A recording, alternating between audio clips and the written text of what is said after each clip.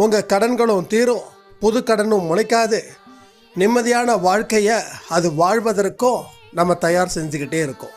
கடனால் எத்தனையோ உயிரினங்கள் அழிஞ்சுது, எத்தனையோ பேர் உயிரை விட்டாங்க. குடும்பத்தோட தற்கொலைகள்லாம் ரொம்ப அதிகரிச்சுது இந்த கடனால்.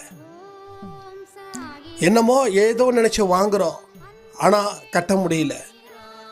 பெரிய அளவில் நிர்பந்தம், மரியாதை போகுது, கௌரவம் போகுது, மானம் அத்தனையும் காத்தோட காத்தா போகுது. நாமெல்லாம் கவரிமான் ஜாதி. நமக்கு மானம் போயிடுச்சுன்னா உயிர் இல்லைன்னு நினைக்கிறவங்க. அப்படிப்பட்டவங்க தான் இந்த கடனின் மூலமாக சில அவமானத்தை சந்திக்கும் போது அவங்க ஒவ்வொரு நாளும் செத்து பொழைச்சிக்கிட்டு இருக்காங்க.